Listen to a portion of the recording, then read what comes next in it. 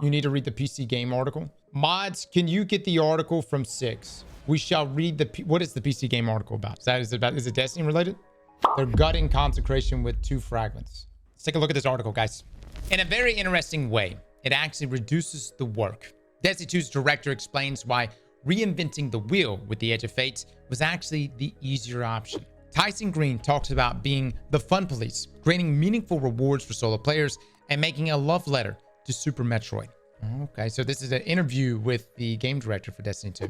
It's hard to think of a time in the decade since Destiny launch when the next expansion wasn't make or break. As the first major release since last year's The Final Shape, which did the improbable job of landing the game's sprawling narrative successfully, this year's The Edge of Fate expansion has the unenviable job of kickstarting a whole new saga. It also has to reverse historically low player counts and introduce a raft of major systematic changes at a time when morale at Bungie is reportedly bleak in the wake of the marathon plagiarism debacle. A couple weeks ago, I traveled to Bungie's Bellevue Washington studio to play The Edge of Fate and speak with some of the most senior developers on the team. You can read our hands-on impressions and check out the six of the new exotic items coming in the expansion, one of which has already had to be nerfed twice. Below, you'll find the entirety of my conversation with Tyson Green, Destiny 2's game director, and Robbie Stevens, assistant game director. We touched on a wide range of topics, from why Green hates having to beat the fun police to the lack of vault space going into a major loot system shakeup. I mean, honestly, out of everything that we're going to touch in the article, that's the thing right there that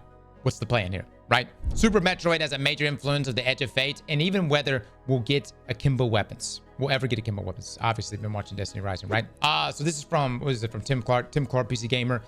Edge of Fate brings a raft of big systematic and quality of life changes. Do you think that's going to be enough in a world where you're looking to bring people back post-Final Shape and where player concurrency is lower? Then I'm sure you like it. So from Tyson Green right here, we've seen that when we have a release that is a compelling mix of campaign and story, but also has free systematic changes, and players take them together as a full product. The best example of this was Witch Queen, which was a great release and came along with a set of free subclass updates, Void 3.0, and players really embraced those as a cohesive product, even though Void 3.0 was free to all players. So we think that making the core game of Destiny stronger is a tide that raises all boats. It makes for a better expansion experience and a better free experience. So I think that's their strength in the model that we're trying to move into now. Witch Queen was good, man.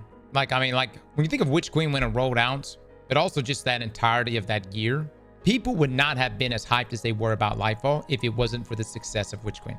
The problem is like hype levels were at an all-time high because of the buildup from Witch Queen. And then you had like Val the Disciple. Then you had everything that rolled out through that entire year. And then we got the Lightfall and bad things happened. You know what I mean? But Witch Queen was great. It was good, man. It was good. You know, Savithic was fantastic. I very much enjoyed that expansion. That whole experience. Y'all remember the first time we stepped inside of the pyramid ship? Mind blown, man.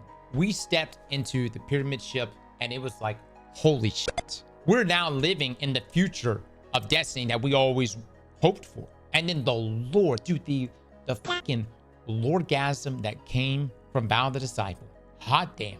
Everywhere you looked, murals, all these damn body parts. You know what I mean? Bones.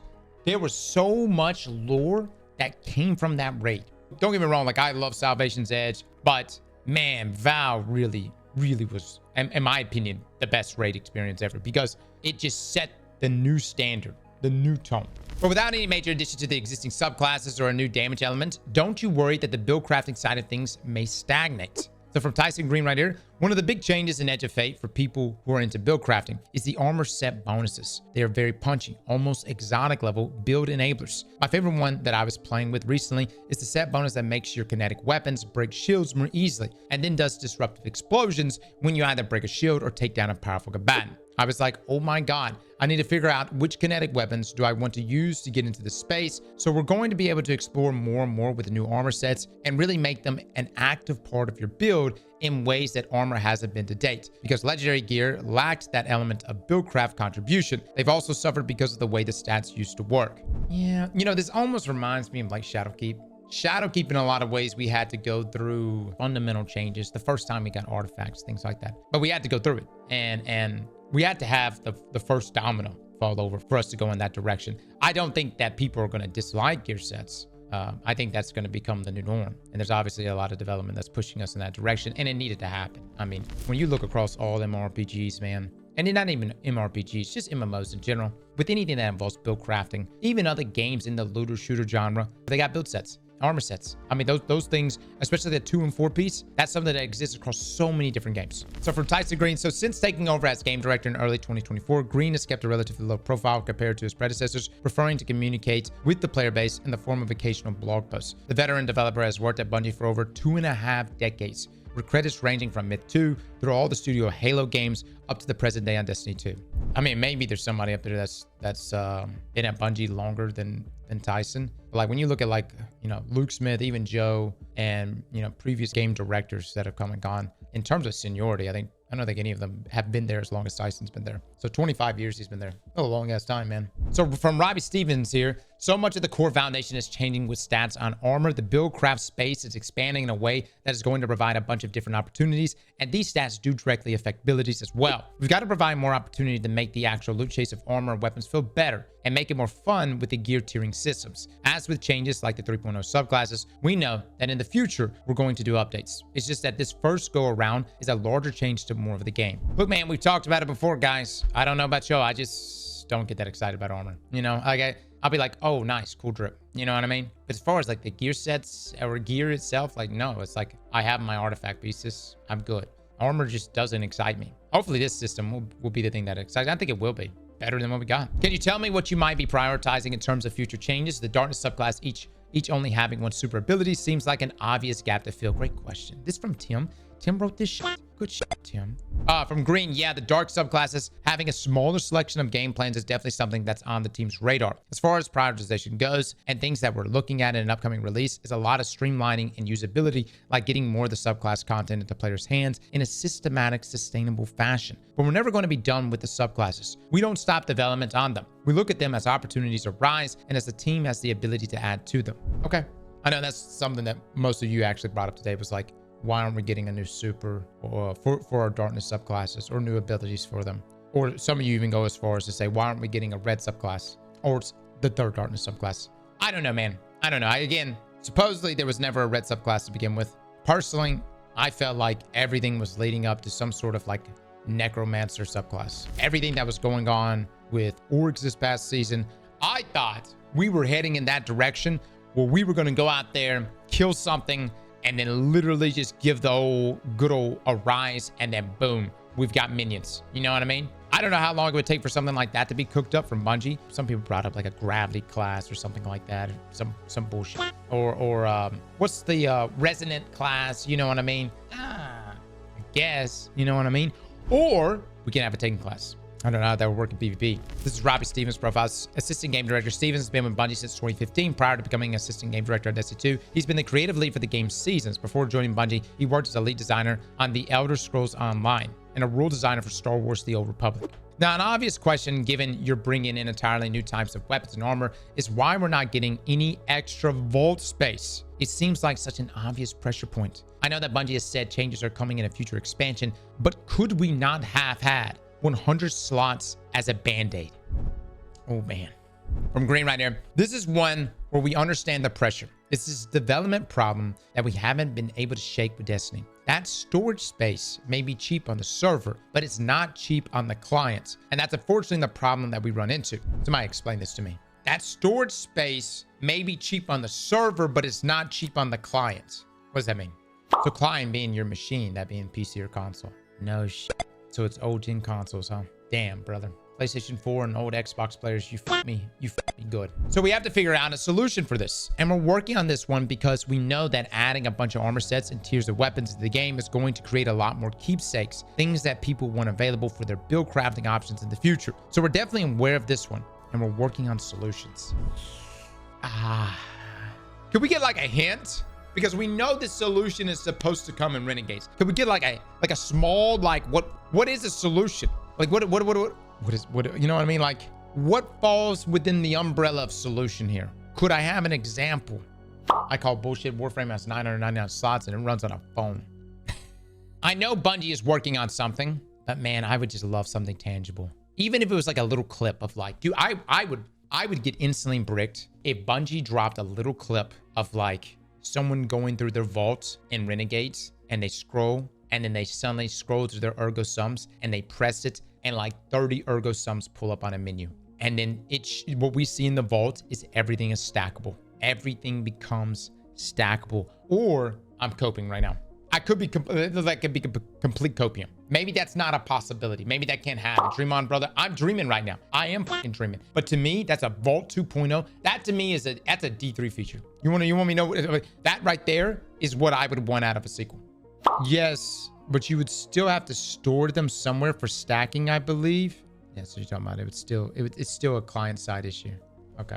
All right, let's continue. You've mentioned the desire to streamline the experience of playing Destiny 2 with the addition of the portal, but I find that goal slightly incongruous with being able to customize those activities with 100 modifiers. Oh, that is true. We didn't even talk about that, did we? Green. I mean, we definitely share that concern. If you look at the screenshot of the challenge customization screen right now, you can actually hear your brain melt. It's like that meme of someone explaining a card game. Green, yeah, I just want to play, right?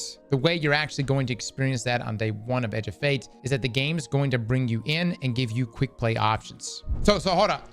For those that are not familiar with this, there is legitimately that many modifiers, like so many modifiers. You don't even have to hit that many modifiers to reach the scored thresholds to achieve what you're trying to achieve. But there are a ton of modifiers, and you may be and honestly, there's going to be a skill curve to it. There's going to be a skill curve to where it's like, which modifiers do you choose that aren't that bad, but still give you enough of a multiplier for your points?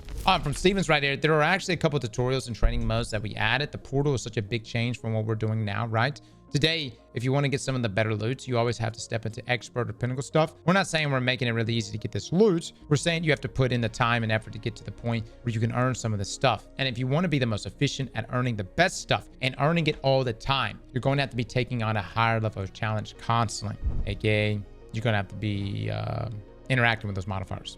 Do people really want that degree of challenge customability? You swung at this a few times before, like the Nightfall scoring, and it's never stuck. Why do you think this version is the one? Green. Well, the interesting thing about the Nightfall challenge card that I actually had a hand in driving, that we just totally underestimated how good our players are. They basically just bowled that thing over. It was barely a speed bump, and then we weren't in a position to update it because it only affected one tiny slice of our content, and it wasn't even paid off with good rewards. So this time around, we're really saying, hey, you can go pretty deep, pretty far with this customization if you want. The challenges themselves are actual gameplay challenges. It's not just grabbing the damage number dials and turning it up. Yeah, they changed the gameplay up for sure, and you'll have to approach it differently. From Stevens, the challenges will change the behavior of an enemy, or will change how you might use some of your abilities, right? It's things that you can actually react to and understand. That has been a goal for us. And Green, the gear tiering system actually gives us that depth of pursuits in a broad range of activities. On the development side, we very often had this problem of wanting to add a cool challenge, which everyone was excited about. But what's the reward going to be? If we don't have a good enough reward, we'll cut the challenge. But now we can say, I want to do really hard solo ops. Cool. There's gear for that. There are rewards that are worth earning. Yeah, it's true, man. Destiny players, we don't move for shit unless we got something good to go for. You know what I mean? I'll be like, we're playing this game mode because it's fun, but that's just not in the Destiny mindset at all. Like that's been completely eliminated. Outside, like not even PvP, dude. Like maybe a little bit of PvP, but people need shit to go for. It's a looter shooter. What do you expect? No, that's, I mean, look, I completely agree, man. I completely agree. I like earning shit. My thing is this, is you can't have super hard content and not have gear that matches the super hard content. The simple explanation is that Destiny 2 has run its course. Destiny 3 would solve all their problems. You realize this shit would be Destiny 3, right? Like this would literally be, these features right here would be D3, but they could put it in Unreal Engine 5. Now listen, I don't discredit that. You know what I'm saying? Like if there's like an engine move that would make more sense for Destiny, but that's no small move, man. That's why I love like just nerdy tech shit. If Bungie just came out and was like, we're going to talk about the Tiger engine for the next 2 hours and why this engine is the best engine for Bungie. Other than it's a money situation.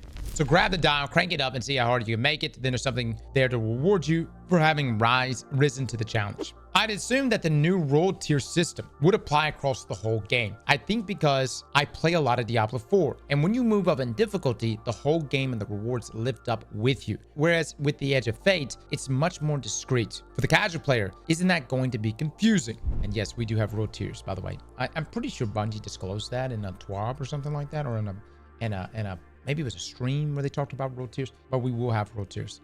From Steven. The thing is to make sure the lines are as clear as possible when we talk about this. Rule tiers apply specifically to the Edge of Fate expansion and the Kepler destination. We wanted to make sure that from an expansion experience, this is something you could jump into. If you're a casual player, a new player, or returning to the game, we want this to be an immediately digestible experience. You're going to play through the campaign, the core story on Brave or Legendary difficulty out of the gates. Then once you complete that, if you want to go deeper into the post game and the gear pursuits, that's where higher tiers of difficulty unlock within Kepler itself, with the Fable and Mythic difficulties. Those then start to apply more to the power chase at that point. Brave and Legendary are going to have fixed power so that you can play through the story at your own pace. All right, so let's just circle back to this. The question that was asked here is a great question. I'd assume that the new rule tier system would apply across the whole game. I think because I play a lot of Diablo 4, and when you move up in difficulty, the whole game and the rewards lift up with you. Whereas with the Edge of Fate, it's much more discreet. Yeah, and it may be a bit confusing because to be like, okay, only this one destination has rule tiers. I don't know. Maybe Bungie goes back and adds rule tiers to other areas. You know what I mean? My thing is like, I want there to be a noticeable difference in the tiers, right? Like when you move up a tier, you should be getting shot on. Even like in a normal patrol space, you should just get shot on until you get to the proper gear level. And like moving up tiers in Diablo was actually probably the most enjoyable thing about Diablo, because not only did you just move up a tier, you didn't just move up a tier, you had to do a mission to then move up a tier. So you did that mission, I can't remember what mission it was, but you did that mission, you had to successfully do it, which could be very difficult, to then get you into the next role tier. Can you explain how to regularly get the tier 4 and 5 gear? So from Stevens, sure. That's going to be tied directly to where you are on the power progression band. When you go back to Kepler, that is going to be a place you could do it too. So from Green, the portal, those core game activities, solo ops, fireteam ops, pinnacle ops, those all have pretty consistent execution of how challenge works and how you escalate tiers and apply modifiers. Obviously, we love it if Crucible could work the same way, but clearly it can't because players won't submit to having Bane modifiers put on them. Honestly, that could be a game mode. I mean, for real, like it could actually be a game mode. What we're trying to do with expansions is to say expansions are their own experience, their own formula, and what works well for one formula, like a Metroidvania-inspired release like Edge of Fate, might not work so well for a different formula. So we're not trying to systematically bind the expansions. We're trying to let the expansions pursue a formula that internally makes sense to them and hopefully is intuitive. That's making a lot of work for yourselves if you plan to reconstitute the game on an expansion by expansion basis though. From Green, but in a very interesting way, it actually reduces the work, because if there's one thing that's harder than trying to make a cog work, it's trying to make two cogs work together and be novel every time. By giving the team that is building the expansion some time and some space in which to actually innovate and try different formulas, I think we're actually giving them the ease of being able to build those things to solve the problems that they are trying to solve in that release. I agree with Tyson on this one. I think that makes it easier because it's a one-off. You know what I mean? It's not having to go through there and do across the entire game. It's just for that one release. In the build we were playing, some of the most powerful aspects have had the number of fragments they granted reduced to 1. Specifically, Consecration, Feed the Void, Stylish Executioner, and Knockout. I get that those have been dominant to the point of feeling like auto includes, but historically, whenever an aspect has only had 1 fragment, it feels anemic in terms of build crafting. What's your take on that? Oh man, I didn't know. I thought it was just going to be Consecration here. That's rough, brother. Green, yeah, I mean, it's always a push and pull with balance. In PvE, I tend to be pretty liberal about things being overpowered. Where I get on board with substantial changes to powers when players feel like they're being compelled to use a particular option. With fragment slots, unfortunately, it's a very binary thing where you either have 1 or you have 2. And that's a huge delta between those alternatives. Ideally, you'd grab the damage numbers and dial them differently. But sometimes we do a big swing and are balancing to assess what the impact is. Does it correct the behavior that we're seeing in game? And if so, did it create a new worse behavior? Sometimes we walk those back. We've walked decisions back in the past where we haven't been happy with the results. All right, so from Tim here, it might be unfair, but I can already hear people complaining about Bungie being the fun police. I guess Consecration has been broken for a long time and tweaking the numbers hasn't changed that. So from Stevens, we're also changing how stats work in general to not just focus on how subclass ability atoms work, but how health and resilient behaviors work too. That's why these systematic changes are so important. And from Green, on the fun police thing, I deeply sympathize and understand, because the mission statement for Destiny is for it to be a joyous expression of power. Like, it's fun to be powerful, but it's also not fun to be a warlock who has to run well every single time in high-end content because it's too good. I mean, let's just be real warlocks. you don't really serve any other purpose. You know what I'm saying? You know what I'm saying? Let's just be real. When shit really hits the fan, you the healer. You know what I'm saying? I mean, what else do? You just stand there.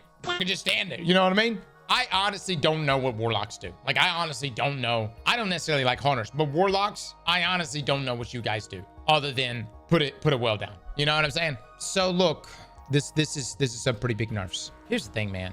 These are the most used ones, and not just that, man. Like, if Bungie was to show us percentages, I guarantee you that these aspects are substantially higher than the rest of them in terms of usage. I hate it, but at the same time, you know, I'll sit there and I'll cook up a great build on Titan, and then some brainless motherfucker will come in there with concentration knockout and beat my damn score every time for literally doing next to nothing. You know what I'm saying? Here's what happened.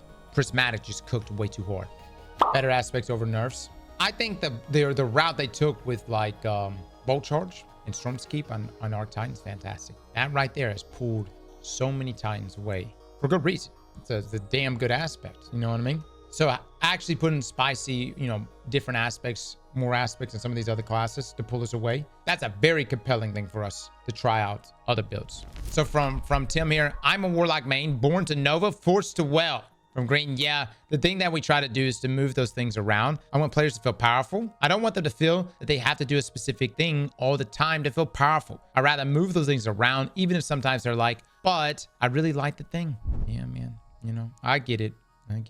But do your jobs, Warlocks. And even that, you fuck it up. You know that? Even the one job you have of just putting down a well and keeping the team alive, even that you fuck up. From Tim here, we're our own worst enemies too, because we'll always choose the path of least resistance. The stated goal with Kepler and Edge of Fate is to take inspiration from the Metroidvania genre, given how close things like the Matter Spark Ball ability are to Super Metroid itself. After the controversy around Marathon, do you worry about being seen to lean too heavily on a particular influence? So from Green, are we worried about whether it's too close to Metroid? Yeah, I mean, I'm worried that people are going to get the wrong message, but it's coming from a place of love. We grew up playing these games and we love the reference. We love the homage, but we had to do our own version of it. We had to do our own execution of it, and it had to be quality execution for us to include it in the game. I don't think Metroid is like, I don't think they could come out and say, I mean, maybe, but like that same Matter Spark ability, you could be like, to some degree, you've seen that in other games, including things like Diablo with the power-ups that you pick up. You know what I mean?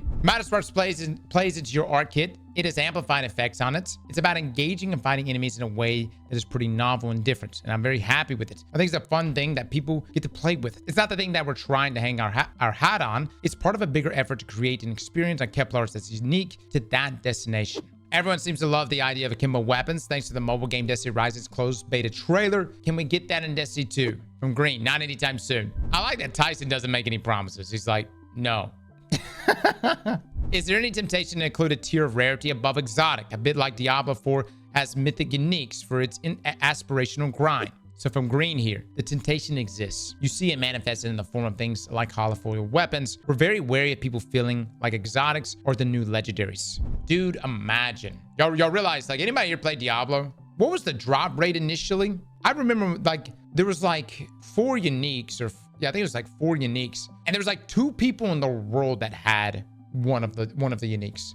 I don't really want that in Destiny. Oh man, I would only want it if I had it. You know what I'm saying? It would piss me off if someone else had it over me. But like, if I fucking had it, like if I was one of the 2 people that had it, oh man, I would actually never in the stream. I would leave my stream on, just my character holding that super rare unique, and just leave it there.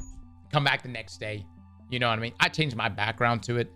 I'm all for things being rare, but not ridiculously rare. Again, I'm okay with ridiculously rare. Bungie, just increase the drop chances for like a select few people and give us the items, but then make it super rare. I'm not saying for me. I'm just, you know, I could be, you know, that's just like a trial period. We can see how it goes. You know what I mean? I remember when Season the Forge was announced and it was going to have these mysterious black armory weapons. Oh my God. Y'all remember that? Brother, we thought we were getting black, like some sort of like black rarity. This was going to be, it was going to be a tier higher than exotics. I was so excited. Maybe for a higher tier, you'd have to give up your exotic weapon and armor slot to equip just one black weapon. Green, oh my God, this space is so tantalizing as a system designer. Dude, I would.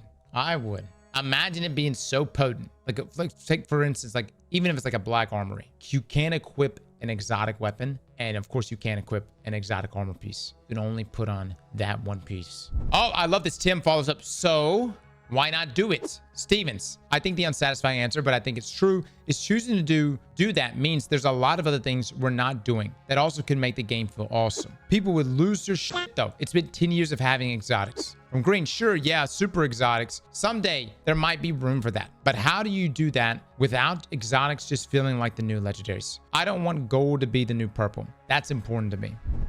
The problem is it's like the cat's out the bag now. You know what I'm saying? Y'all tell me. Do exotics feel rare now? Do exotics, I mean, exotics definitely change up gameplay. Exotics do change up gameplay, but they're very common, especially in terms of their drops. Dude, I don't even care if it's like look, Bungie, you know how much grind time you could add? If I had to say, get 10 Loreley helmets or 10 of one-eye mask and sacrifice it to then create the next tier of rarity or some shit, you know what I mean? I would do that shit. I would do it in a heartbeat. Or like even something crazy. It's like you sacrifice 50 one-eye mask and you get OG one-eye mask back. Like with the wall hacks and everything. You realize, like, people, y'all may think that's crazy. You'll maybe be like, oh my God, that sounds terrible. Dude, we would grind day and night. You hear me?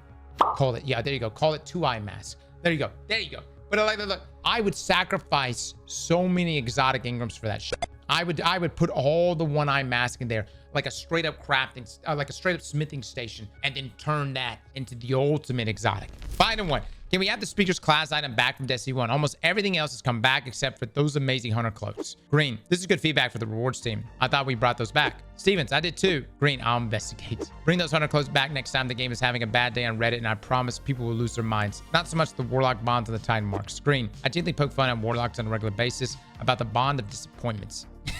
If you knew the backstory behind that, oh my goodness. Sadly, that's where we ran out of time. But as a Warlock main, I promise to investigate further. Some questions and answers have been edited for length and clarity. Edge of Fate launches on July the 15th. Tim, great article, man. Great interview. That's good stuff. All right, so some big things there. World tiers, of course. I'm sure some people have already talked about the Metroid style that we're going for with the new Kepler destination, the abilities that are going to be tied to just the destination, world tiers, which are also only going to be tied to the destination and won't be game wide. The systematic changes though that are game wide, the stats that are going to be changing, those are big deals. Things like the portal, solo ops, fire team ops, things like that. And then of course the nerfs, the big nerfs that are coming to some of our most popular aspects. Those are going to be hit pretty hard. That's that, guys. I will say this, you know, I for one would love another tier of rarity. And I know it's like Bungie doesn't want exotics to feel watered down. The problem is I'm concerned that we're already there. In a world where Bungie could get so much playability,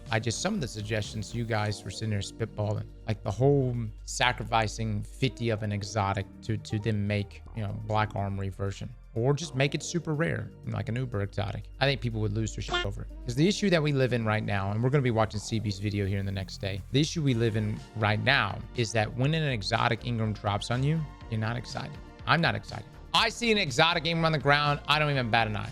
I'm just like, all right. And instead, I'm in a situation like, let me go look at my my inventory right now. This is my inventory. This is my Ingrams. Look at this shit. Look at all these exotic Ingrams. If anything, I just sit there and hold them. I don't need anything out of them. Destiny 3 is the only solution to increasing exotic rarity. Let me say this. You know why I'm not like completely sold on a D3? Would I play a Destiny 3? Absolutely. But you want to know why I'm not sold on a D3? You see all these armors? You see all these weapons with their current functionalities, armor pieces with their current functionalities, weapons with their current functionality. You realize all of this shit will be straight up almost a one-to-one copy pasta to a Destiny 3. And you'll be grinding, re-grinding actually, all of these same exact exotics. If you think a D3 could launch and suddenly you're gonna have nothing but new exotics, you're out of your mind. It's never gonna happen. Hell, even Destiny 2, many of these exotics came from where? Destiny 1. Sure, some of them have been reimagined, but many exotics have come straight from D1. What I'm saying is a D3 would be identical to how D2 launched. Remember, Destiny Rising has mythic tiers? They do. They do have mythic tiers. Destiny Rising system is a little different because you don't have the fluidity of using pieces of gear or weapons on all your different characters. Certain characters can only rock certain weapons. Destiny 3 should be a new game, not the same old. y'all understand though, Destiny 2 wasn't a new game either. We've been playing the same shit now for 10 years, almost 11. You can actually go back further and you can draw conclusions from Halo Reach that Destiny is just Halo Reach, just with loot and more shit. The point is that maybe D3 could solve a lot of our problems. I would love a fresh new take on Destiny, but I don't see it happening. And I feel like a Destiny 3 would run into the same problems that we have here inside of Destiny 2. What I do think is more feasible is finding a way to say, hey, how can we either make a variant of, you know, Sanguine more desirable than the current version of Sanguine, other than just some stat distributions? How can we make Sanguine sexier? And the whole sacrificing 50 exotic Sanguines to make a mythic version of that, or a black version of that, whatever. That sounds appealing to me. The only other thing I can think of at this point is if we can merge exotics. That could be another evolution that would be creatively free for Bungie. It would just need to be balanced. And we have it with the exotic class items, but now we're releasing ourselves from the exotic class items and just outright merging a chess piece. So what if you could merge Sanguine with, I don't know, Vesper, or Sanguine with Phoenix Protocol, and have an entire route of going that way? No, it's not locked to Prismatic. Like it can be utilized everywhere. But there's like some serious investment in this other than just running dual duality. No. It wouldn't be an exotic class item. It would be an outright new chess piece that merges these together. And you would have a mythic rarity. And you could only merge a chess piece with a chess piece. Or legs with legs. Gauntlets with gauntlets. Helmets with helmets. A literally exotic class item power creep. You can't have it both ways. In one hand, you shit in and you say, Cross, smell this shit. I want more rarity. I want different tiers, and they must be strong enough. And in the other hand, you shit in this hand and you say, smell this shit. Cross, power creep. Now you just ruined the game. Fucking pick one. We either stay the path that we're on right now, and that's what we fucking deal with, or we potentially try out this other version. This other, you know what I mean? With different rarities. Cross, were you happy about finally getting that emblem? No, it didn't make me happy. But I don't think anything would make me happy grinding fucking comp. You know what I mean? It's the worst playlist I've ever played in, ever. It's the worst experience ever.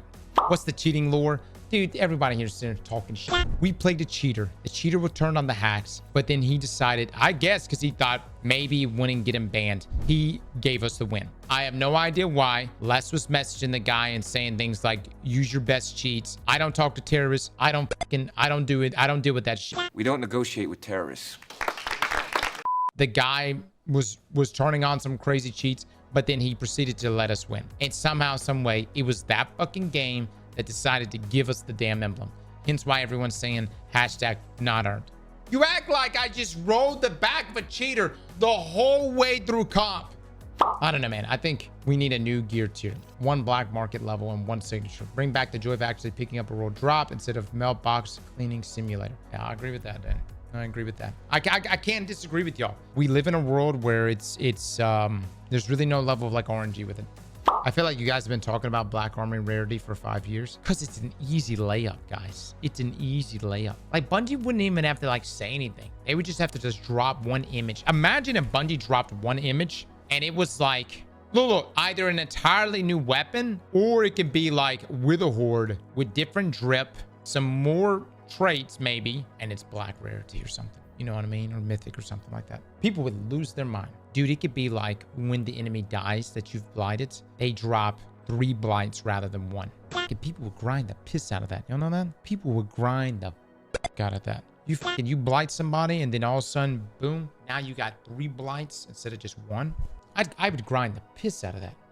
Imagine playing comp against a full stack with black rarity weapons and all you have is legendary rose. You better figure it out. You know what I'm saying? Better figure it out. Slap that like button like your mama told you right.